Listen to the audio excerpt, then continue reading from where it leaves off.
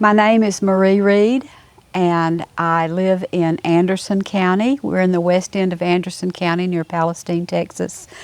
We have my husband John and I, we have a ranch here in Anderson County.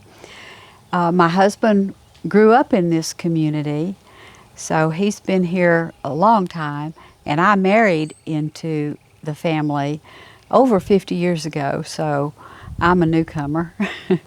But we enjoy ranching as a way of life. Now, early on, we had to have jobs in town to help support the ranch to get it started, which a lot of young people have to do. But as we grew and saved and that sort of thing, then the ranch became more sustainable, and now it takes care of itself. We don't have to support it, you know. So the plan is to always have it end up supporting you rather than you supporting the ranch, because if you're doing that, then it's just a hobby, you know.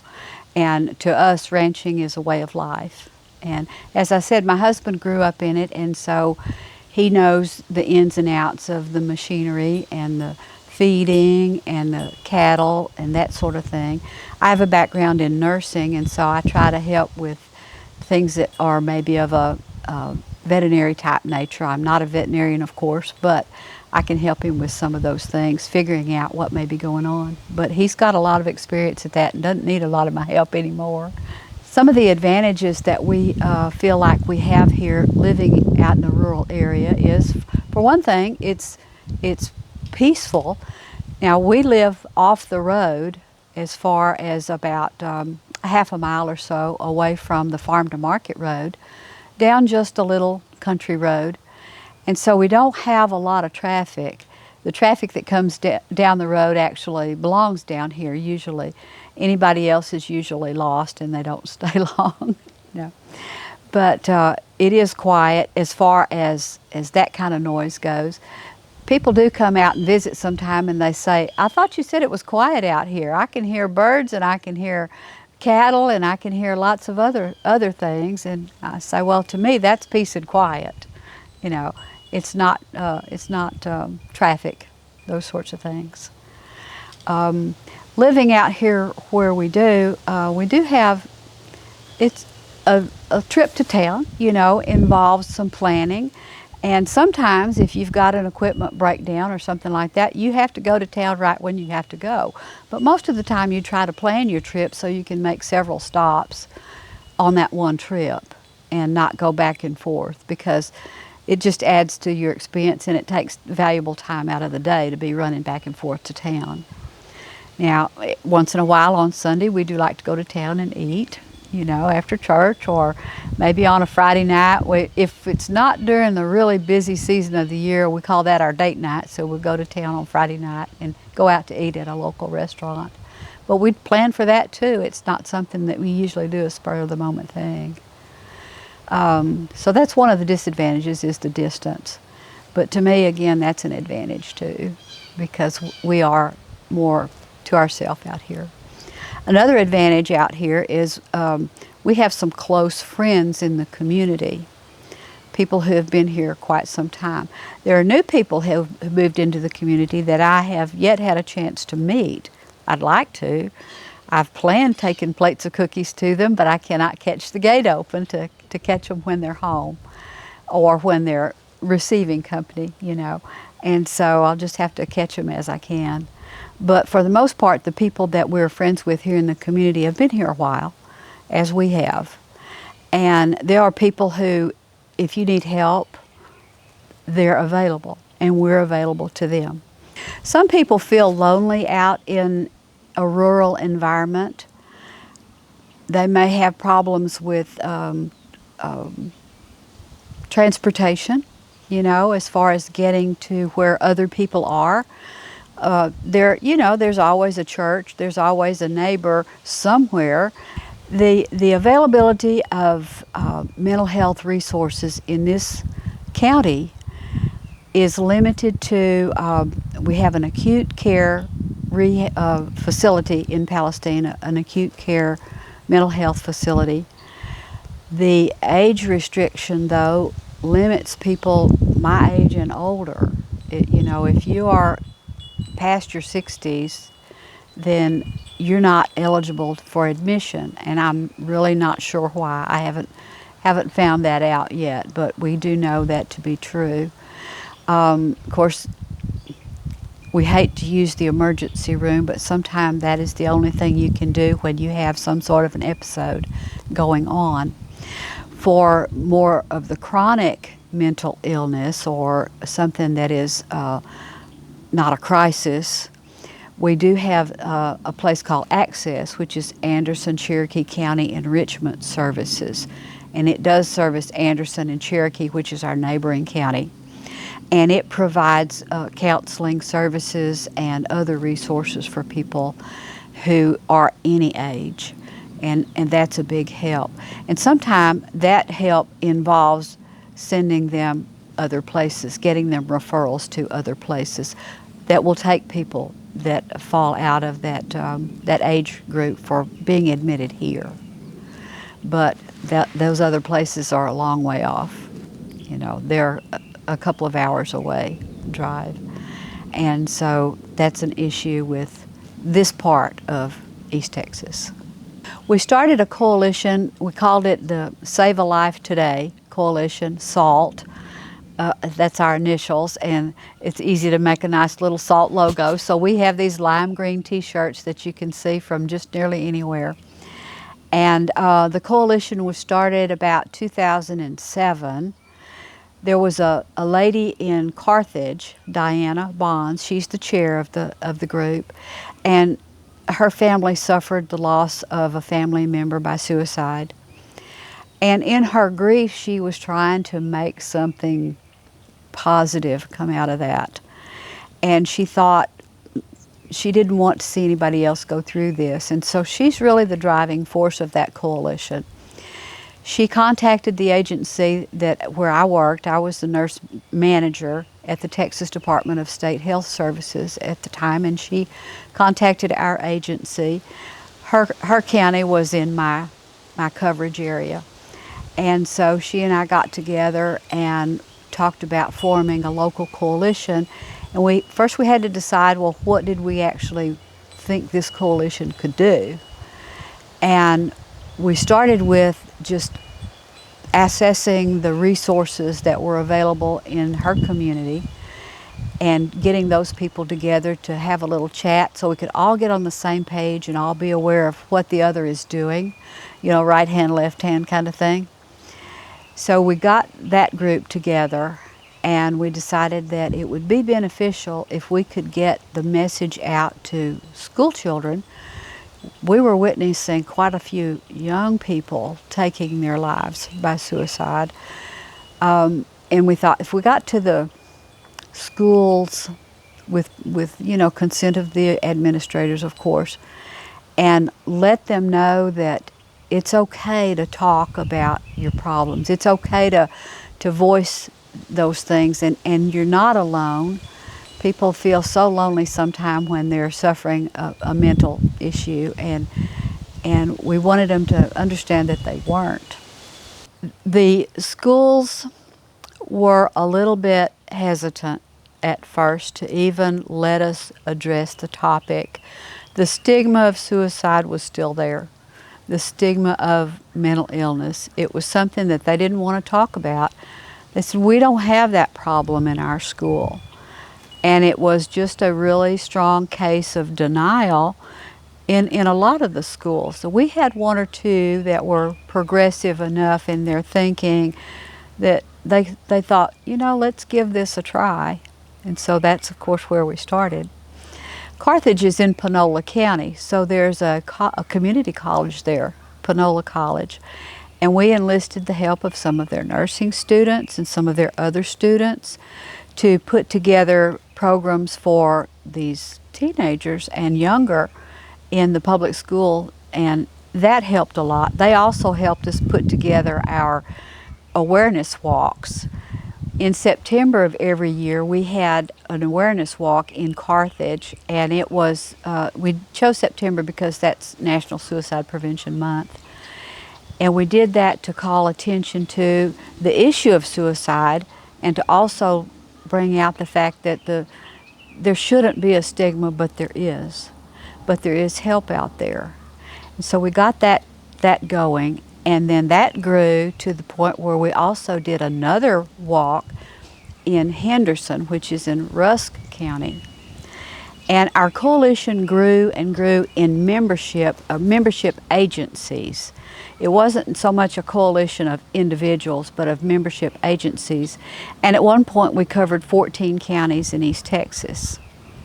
And each of the agencies would contribute some of their resources and some of their staff time and so forth to the projects that we had. It was a lot of in-kind contributions. It was not a lot of monetary contributions, but it worked. And because the suicide issue and the mental health issue has not gone away by itself, and so we still feel like there's a need to continue. So that's what we're aiming for. The first thing you need is a local champion. Like we have Diana. You need somebody who really not only has the passion, but also has the work ethic and the contacts. People that she knows or he knows, and they're not afraid to approach them about the subject. You get that one local champion and you've got your spark, and then you can move on from there. Well, they can always call me, and they can call Diana. And then we also have our email address is easttexassalt@gmail.com, and they can get to us that way too. And of course then if somebody now is in a suicide crisis, of course we have to refer them to the suicide crisis line, because we're not counselors and we're not trained in crisis management. So if anybody that needs that, they need that crisis line, that 1-800-273-TALK. They call that, and that's a national 24-hour hotline, helpline.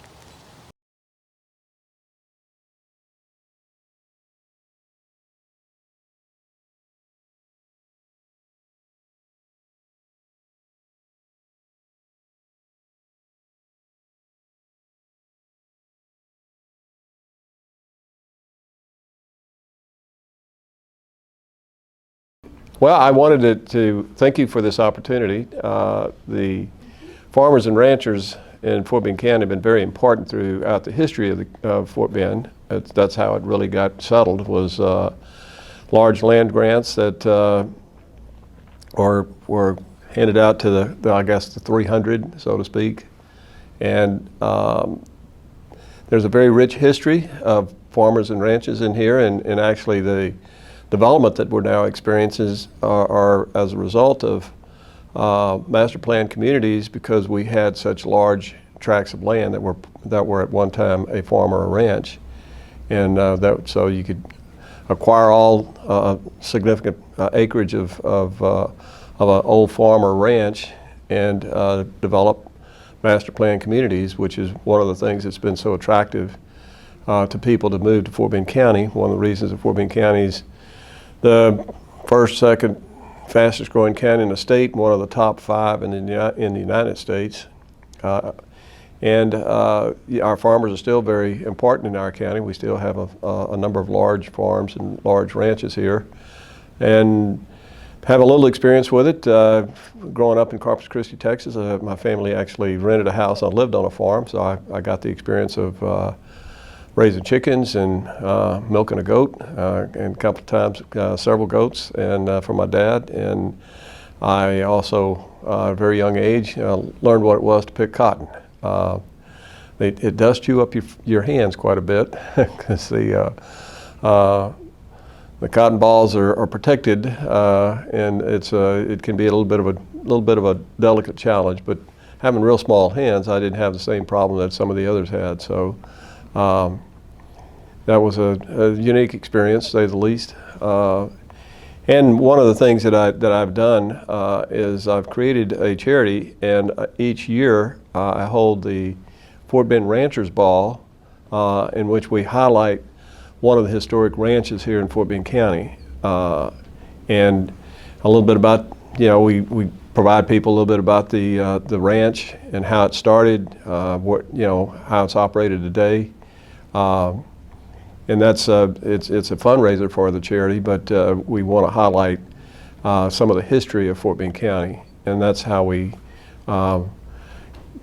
can, I guess, get people cognizant of the fact that this is how this county started, and it's got a very rich history, and one that continues to this day.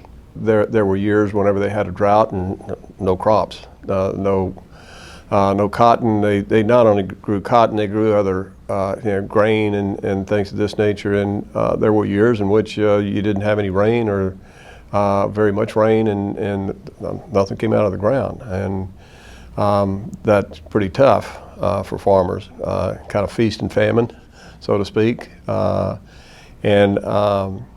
They struggled at times, and our ranchers and farmers here have the same experience. Whenever times are good, obviously it works for them. When the weather is terrible, even you can have too much rain as well as not enough rain, and that destroys your crops too. So you're sort of at the mercy of nature to a large extent, and that can be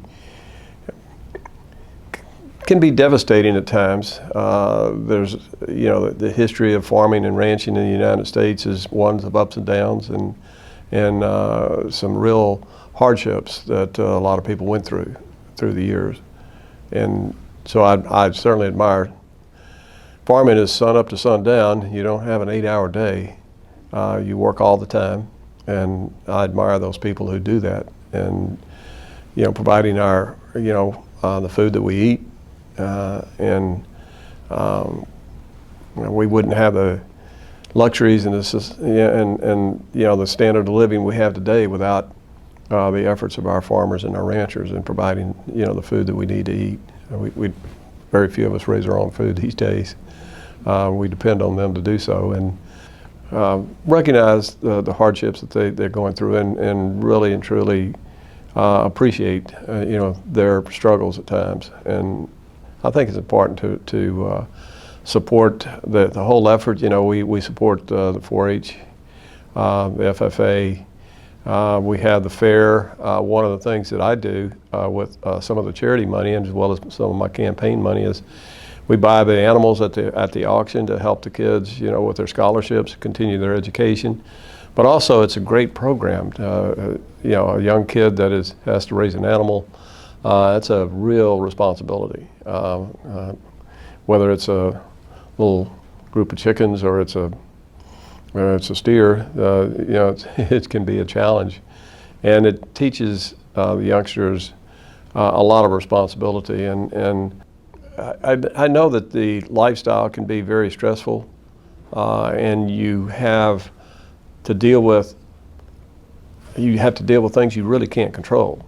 And that can be very difficult, and for some people, and for a lot of people for that matter. And so there's oftentimes the stress results in some mental health issues as you're trying to deal with things that you can't control, and that can get very frustrating. And then you are very concerned about losing your farm. I mean, things can get to a point where you actually can't afford to continue farming and ranching, and that can be extremely devastating emotionally and mentally. And so a lot of them are struggling with that, and that's something we need to recognize and provide the assistance where we can.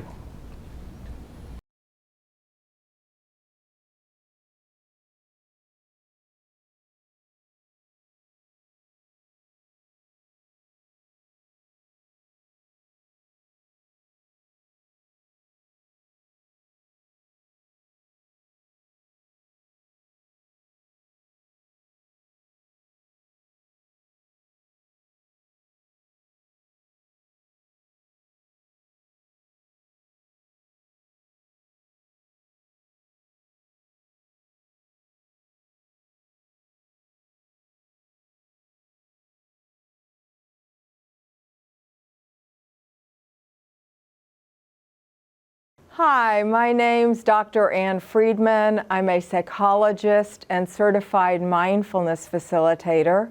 and I'm here to talk to you about mindfulness because it's what changed my life. While I had very good training at the University of Houston, UT Health Science Center for my internship, and Baylor College of Medicine for my postdoc, when I was teaching in the graduate school at U of H, I had panic attacks. They are genetic in my family. I knew what I was having. It was a tough year. Lots had happened. But I never thought I was going to have a panic attack. Ultimately, it ended up being a huge blessing in my life. I was brought to my knees. My husband was saying, "Honey, what's wrong?" And I told him what was happening. He said, "Well, you're a psychologist. Fix yourself." And I couldn't. But I found mindfulness. I've never had a panic attack again. And my anxiety in general has really diminished. Not much rocks my boat anymore. So what is mindfulness? It's a practice to pay attention to the present moment with a kind of attention that is non-judgmental, or you could say open, curious, and kind attention. Do you think that's easy to do? How often are you not where your body is? Well, science tells us that the human mind wanders about half the time. We are not where our bodies are. And when our minds wander, they often wander to the negative, what is bothering us, because we are a problem-solving species. So mindfulness is to notice where your mind has taken you. You didn't choose, "Oh, now I want to think this anxious thought." Your mind didn't make that choice. Your mind took you there. And what we know through mindfulness is that we can train the mind to learn to observe where the mind goes and come back to this moment. Because often those thoughts aren't helpful and aren't true. For example, if a buddy passes you in the hallway and doesn't speak to you, what's the first thing you think? If you're like most people, you're thinking, "He's mad at me." When the truth of the matter is he may not have seen you, he could have had something on his mind, he might be really upset and he's making a beeline out of the building. We have personalized it when we think it's about us, and most of the time it's not about us. So what we're learning to do with mindfulness is to notice our thoughts. Oh, this is interesting. I'm having self-critical thought number 29 today. Did I mess this up? Can I know that's true? Stepping back from your thoughts helps you realize that you don't have to believe them and get caught in them. Also, when we are caught in strong thinking about a situation, we ruminate. That means you feel like your mind's on a gerbil wheel. It just keeps going back to the same thought, back to the same thought, back to the same thought. And what we want to do then is learn how to turn toward the emotion in the body and soothe it. So emotions are chemical downloads in the body in response to a stimulus. Probably no one's told you this. So when you get mad, for example, it's all over your body. Your head's spinning or clenched, your jaw's tight, your eyes might be squinting, your throat's closed, your shoulders are raised, your stomach might be churning, you might have balled fists. It's a physical thing all the way down the body.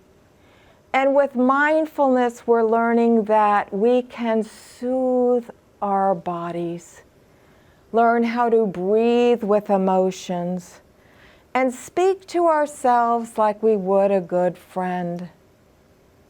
We say things to ourselves like, I'm doing the best I can, and that's all any person can do.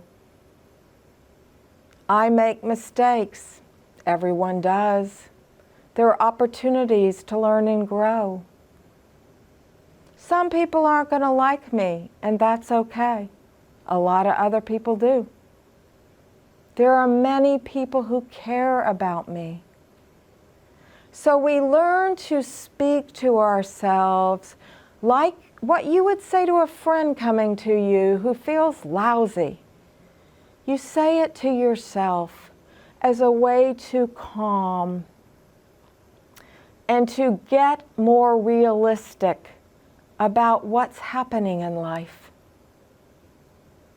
Nobody's perfect. Other people's opinions are just that, opinions. You don't have to believe them. Your life is valuable. You were put on this earth to do something. You don't know what it is yet. You're not old enough. But someday you will. And you need to stick around to be here for that time, because you are the one who will make it happen. If you are feeling at all suicidal, please talk to someone. Please reach out for help. I promise you, you don't have to suffer, and you will learn that things change. That's the one thing that is a guarantee in life. Everything changes. This too shall pass. There are people there to help. Reach out.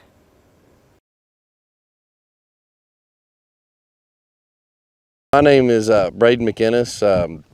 We're here on one of my farms in Anderson County, Texas, which is near a little town of Cayuga. I started farming in 2010, and while I was in high school.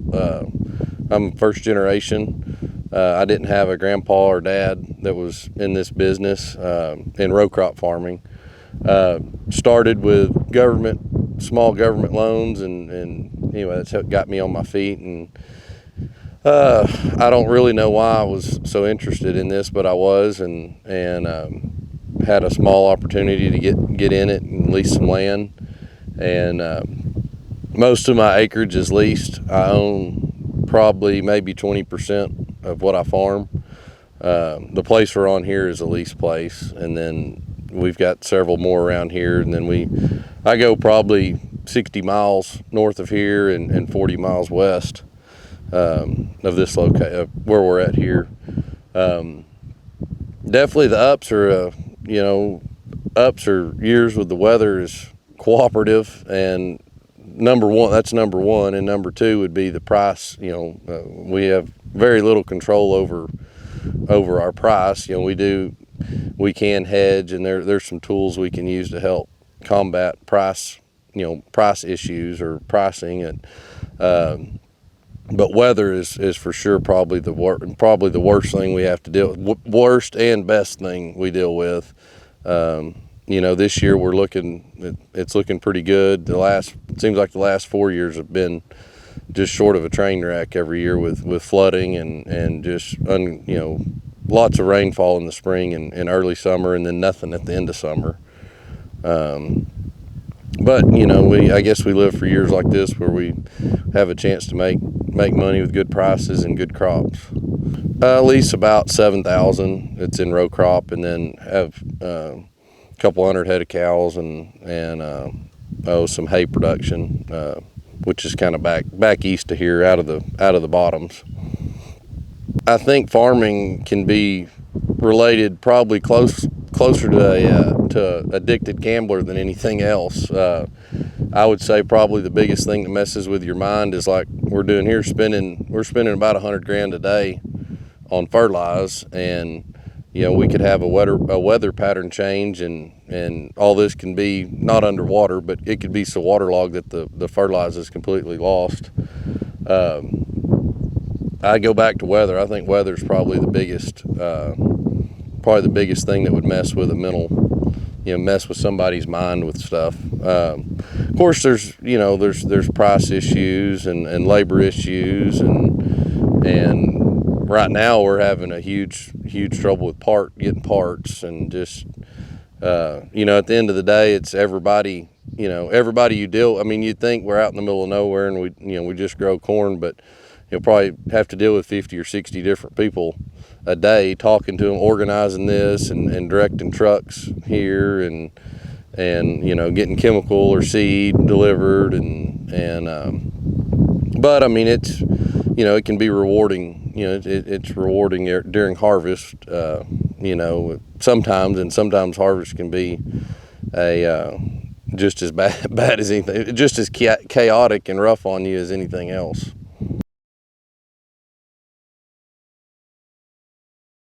Hi, my name is Rachel Eddins, and I'm the Executive Director and a licensed professional counselor with Eddins Counseling Group in Houston, Texas. At our center, we serve anywhere from children to adults ages 3 and above. We work with teens, we work with young adults, we work with families, couples, and adults struggling with a wide variety of mental health related concerns, career concerns, or just life transitions. Today I want to talk with you a little bit about DBT. And DBT is a type of therapy, and I want to explain a little bit more about how it works and who it is a good fit for. DBT is one of the types of therapy that we offer here at our center at Eddins Counseling Group. So DBT, it stands for Dialectical Behavioral Therapy.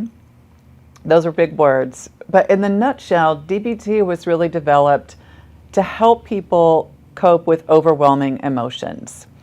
We've all experienced overwhelming emotions at some point in our life, but when that happens on a more regular basis, it can become very difficult to live with. And we may develop behaviors or ways of coping with those overwhelming emotions that are no longer helpful, or what we call adaptive for our life. That's where DBT comes into play. DBT is about teaching us new skills to cope with those overwhelming emotions so that they become more manageable. I like to think of it as emotions as waves. We experience emotions in our body, and they are very much like waves. They come and go. So if you can imagine that you're in a boat and very strong waves are crashing against your boat, you can't really just stop the waves, right? So we can't really just stop our emotions from happening. And when we do try to stop them or make them go away, it actually makes them worse. Instead, what we want to learn how to do is be the captain of that ship. To learn how to navigate those strong waves, that storm, the heavy seas, or whatever you want to think about that as, to be able to navigate that with effective skills and strategies to get through to the other side. Because one thing we know about waves is they come and they go. So if the time that we're experiencing right now is intense, that intensity will go. It will change. What we have to do is learn how to hold on in the meantime with the various skills that we have so that it doesn't get worse, so to speak, right? So I'll talk a little bit more about that in a second. For everybody, it's different. And that's the important thing, is that regardless of where it comes from, the perspective is that we're here in the present moment right now, and it's important that we learn skills and find ways to solve the problem of what we're experiencing right now.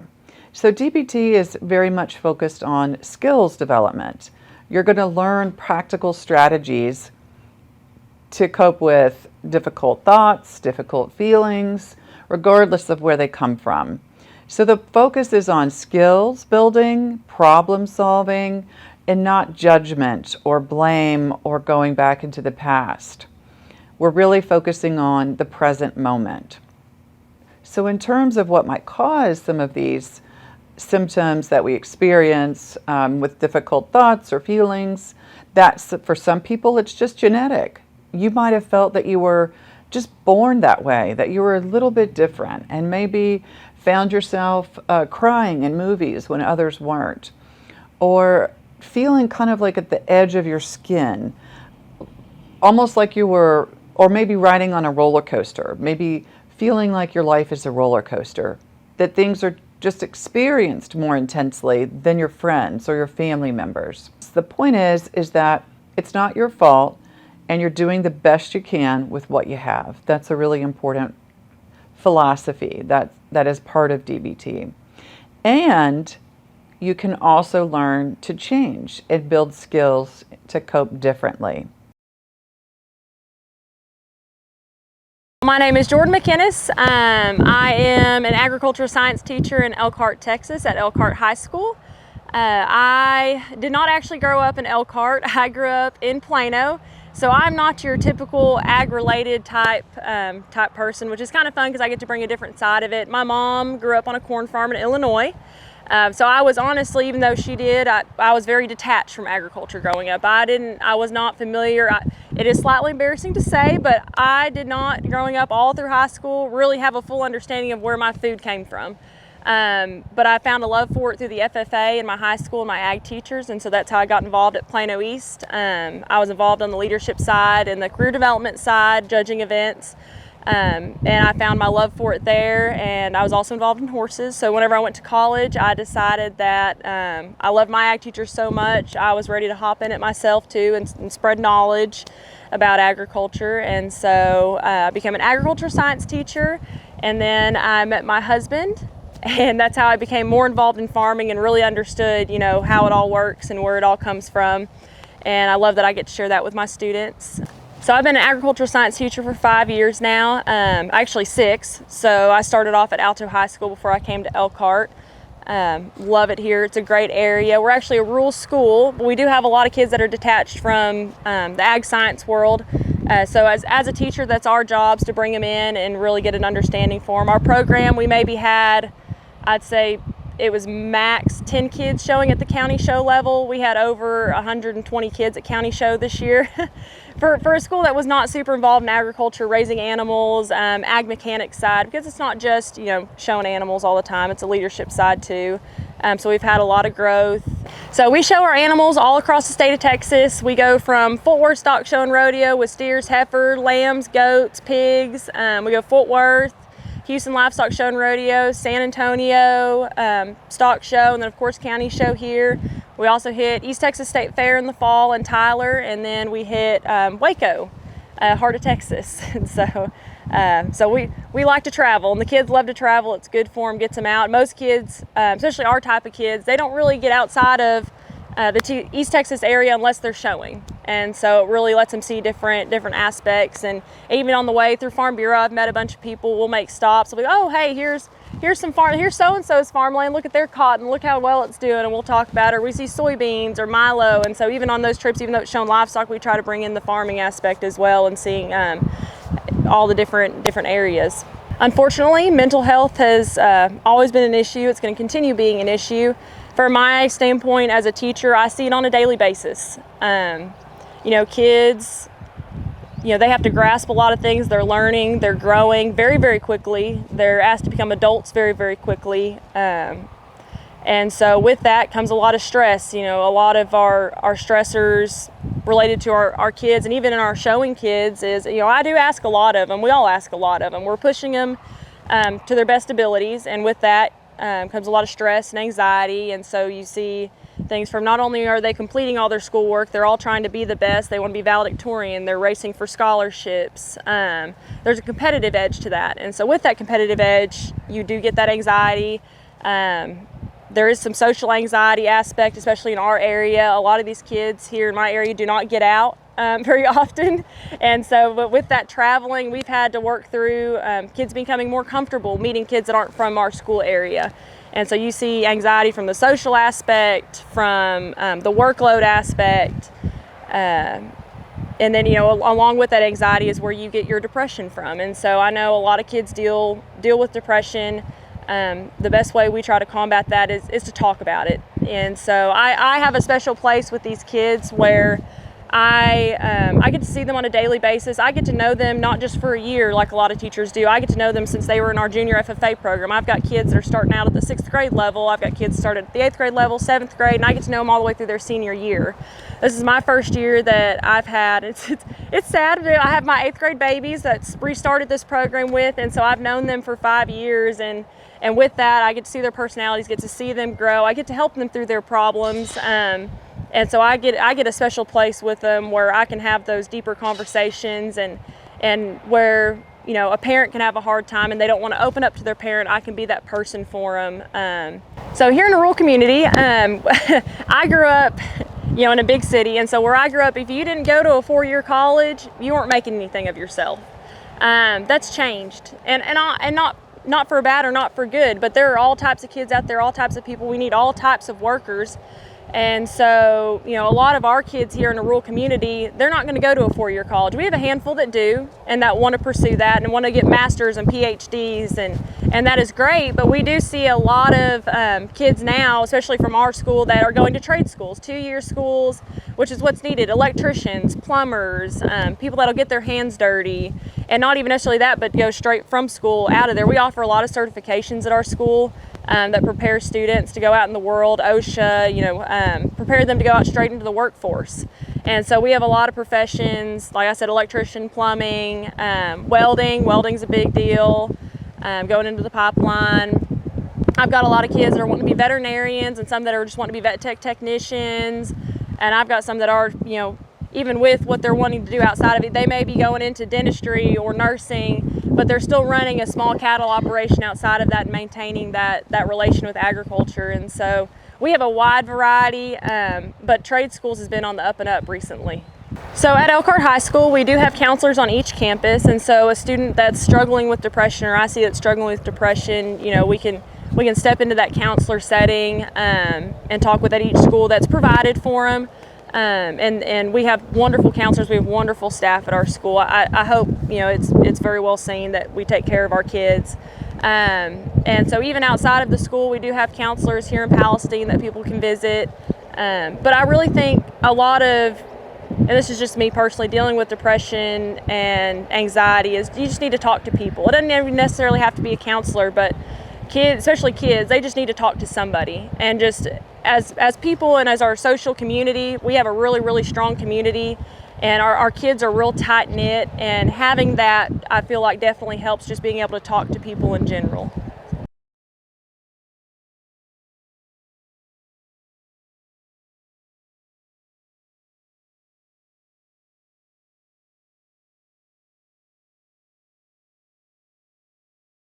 It really started, I've told my story before, but in different settings, 12-step programs, things like that. But we won the Young Farmers and Ranchers Farm Bureau Achievement Award for the state in Arkansas last year in 2021. We're runners-up in 2020. But Jennifer Craig and Steve Eddington came to the farm to help out with the application for the America Farm Bureau Young Farmers and Ranchers Award. And there was a question on there that asked me it was something along the lines of, what's the hardest thing you've ever done or been through? And I'd always on the application put something farm related, because I didn't feel that was the kind of thing you want to put on an application about me being a recovering alcoholic of 6.5 years, But Steve and Jennifer encouraged me to put it on the application, and since then I've got the opportunity to speak out and kind of tell my story in a few different ways. But throughout the high school, college, it kind of progressed to a point where by the time I purchased my first farm, the 5-house farm we owned in Magnolia, Arkansas, I was drinking every night when I bought my first farm at the age of 23, but I never thought it was a problem. It never interfered with my daily activities, whatever I had going on. So like I said, I never saw it as a problem. In my mind, everybody drank at night. That's what I thought. and at least what I told myself. And I never thought it was a problem until I guess the last 3 years before I got sober. It was really, I had a 5-house farm by myself on 40 acres. I was single. You don't have a boss. Yeah, you have the integrator that you have a contract with, but the service tech may come by once a week, if that, so it was kind of thing where things slowed down after. It was a lot of work at first when I first got the farm, but it kind of slowed down after I caught up on some things. And next thing I knew, it went from drinking at 7 o'clock to 6 o'clock to 5 o'clock to noon. And it slowly progressed to where eventually I was drinking 24/7.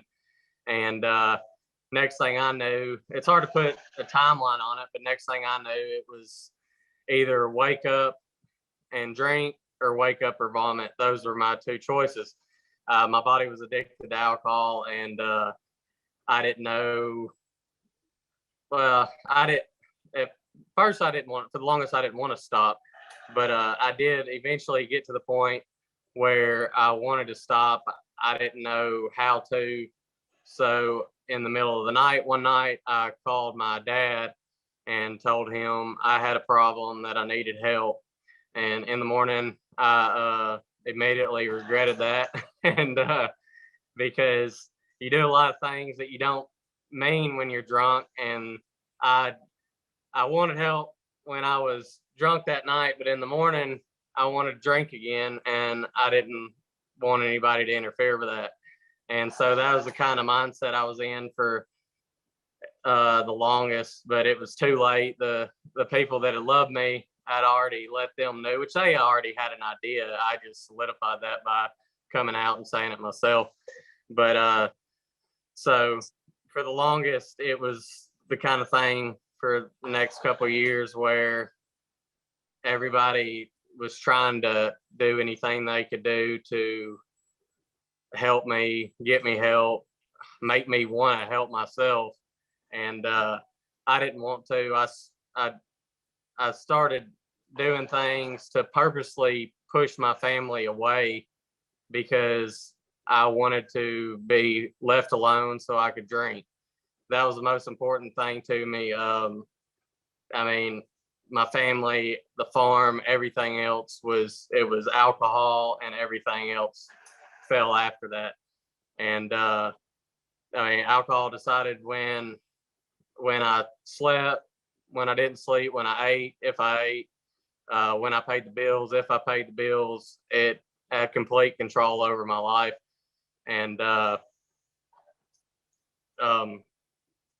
it got bad there for, those last 2 years. It got bad. My own twin brother, he lived with me for part of the time before he moved to Tulsa, which this was years ago. But he eventually told me, one day he came up to me and he told me he was moving out, that he wasn't going to watch me kill myself. And I didn't respond well, and said some things that I'm not going to say on here. But and my own twin brother, who's my best friend aside from my wife, but we didn't talk for a year. My dad and I, he did everything. He knew it. He did everything he could to help, and we got in a fist fight out in the yard one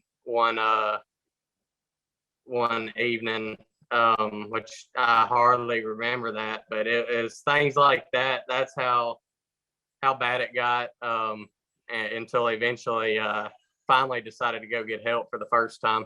And but that first time I was going with the idea that I would go get everybody off my back, and I would not drink for 6 months, a year, and then I would go back to doing what I want. And anybody who has ever been there knows that doesn't work. And of course, I think I lasted like 4 months, and it got even worse, and to the point where I did want to stop. And the second time I went back to treatment was the last time, the that day I went into treatment, that second time was the last time I had a drink, and that was December 16th, 2015.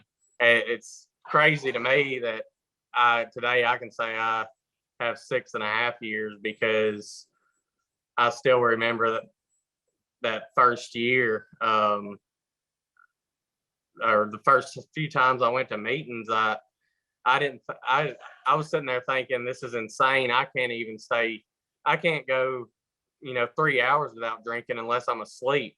How am I going to go 3 years, 6 years?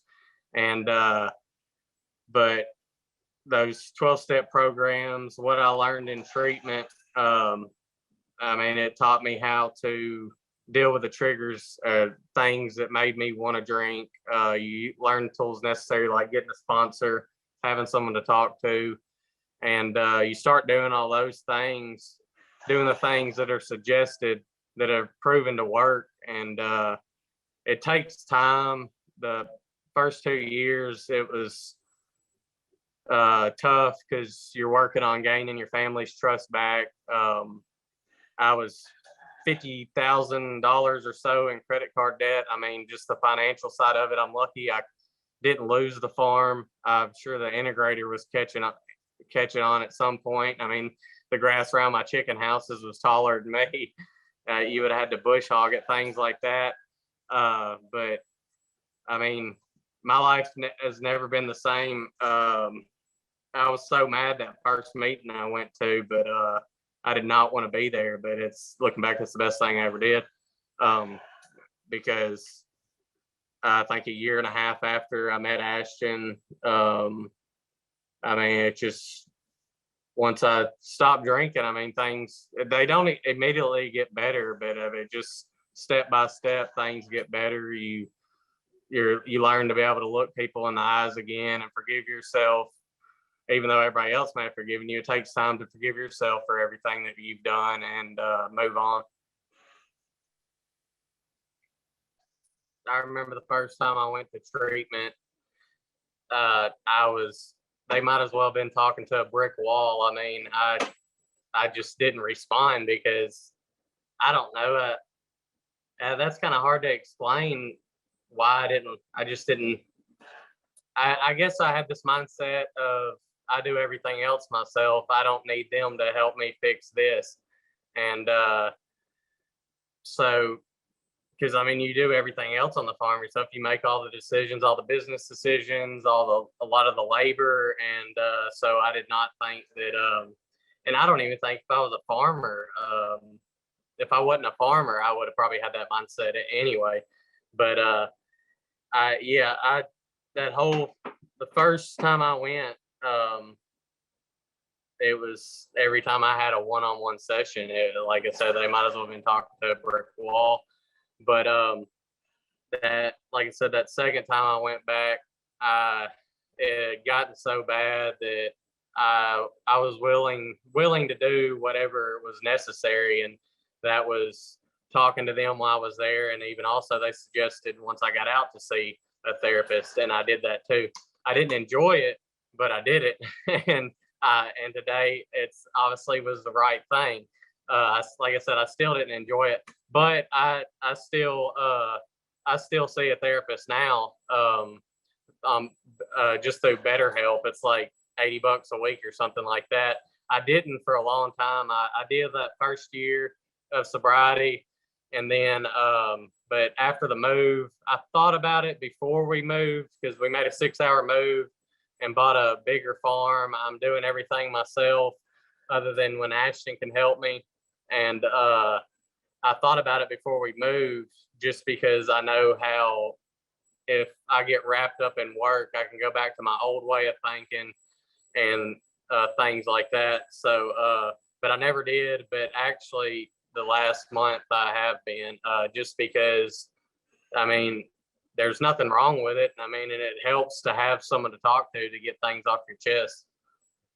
It doesn't mean anything's wrong with you mentally. It just, everybody needs something to talk to and someone to talk to. And sometimes it's better to have, someone that is, what's the word? Other than that's unbiased, I guess, on what's going on with your life. You can just be honest. The first step would be reaching out to someone you trust or someone you can talk to. When I called my dad that night, that set off a chain of events that eventually saved my life. By all means, I shouldn't be here today. And had I not made that phone call, I probably wouldn't be, because then I had people fighting for me, wanting to help me and aware of the situation. But if you don't have anybody you're comfortable talking to, maybe your preacher or therapist, if you don't have anybody close to you that you want to talk with them about those kind of things, that would be my suggestion, is just find someone that you can talk to honestly without holding back or sugarcoating anything.